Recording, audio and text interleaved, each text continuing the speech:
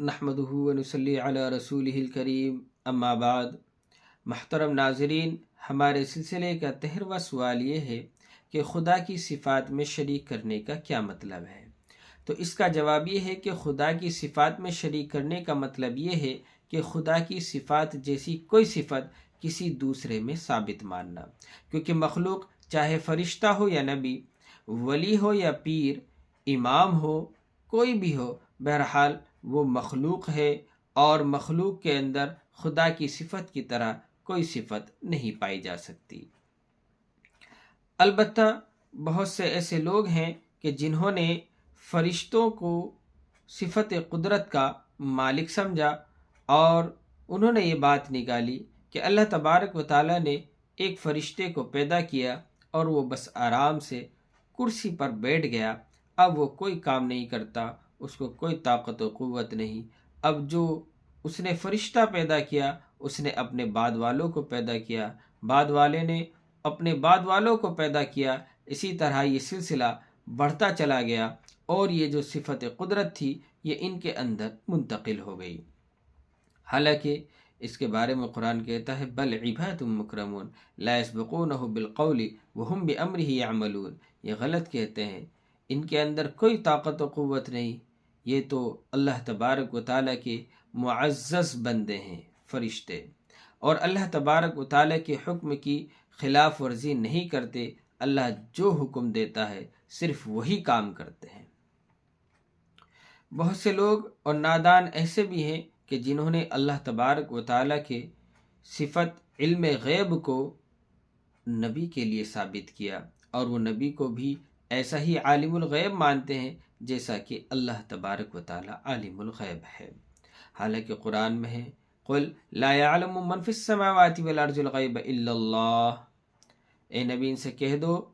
کہ اللہ کے سوا کوئی بھی آسمان و زمین میں نہیں جو غیب کی باتوں کو جاننے والا ہو۔ البتہ دوسری آیت کے اندر آتا ہے عالم الغیب فلا یظہر علی غیبہ احدا الا من ارتضی من رسول، کہ اللہ تبارک و تعالیٰ غیب کا جاننے والا ہے اور وہ اپنے غیب پر کسی کو بھی مطلع نہیں کرتا ہے، ہاں البتہ وہ اپنے رسولوں میں سے کچھ کو خاص کر لیتا ہے تو ان کو اپنی غیب کی چیزیں بتا دیتا ہے۔ لیکن یاد رکھے یہاں جو یہ بتایا گیا ہے کہ اللہ تبارک و تعالیٰ کچھ کو چن لیتا ہے، تو وہ اللہ تبارک و تعالیٰ کا عطا کردہ علم غیب ہوتا ہے، نہ کہ ان کا اپنا ذاتی خدا کی طرح۔ بہت سے نادان ایسے بھی ہوتے ہیں کہ جنہوں نے ولیوں کو اور پیروں کو ایسی ایسی صفت کا مالک سمجھ لیا ہے جو صفتیں صرف اور صرف اللہ کے ساتھ خاص ہے۔ وہ ان پر نظریں چڑھاتے ہیں اور شیرنیاں چڑھاتے ہیں، ان سے اولادیں مانگتے ہیں، جبکہ اللہ تعالیٰ کہتا ہے یَهْبُ لِمَن يَشَاءُ إِنَاثًا وَيَهْبُ لِمَن يَشَاءُ الذُّكُورَ أَوْ يُزَوِّجُهُمْ ذُكْرَانًا وَإِنَاثًا وَيَجْعَلُ مَن يَشَاءُ عَقِيمًا، کہ اللہ تبارک و تعالیٰ جس کو چاہتا ہے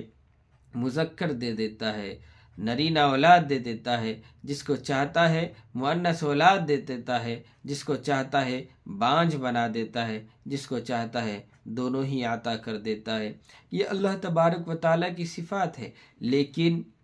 بہت سے نادان، بہت سے ناسمجھ اس طرح کی صفت کو بھی پیروں کے لیے، ولیوں کے لیے ثابت مانتے ہیں، جو سراسر جہالت پر مبنی ہے۔ بہت سے لوگ ایسے ہیں کہ جو اپنے اماموں کو اس رتبہ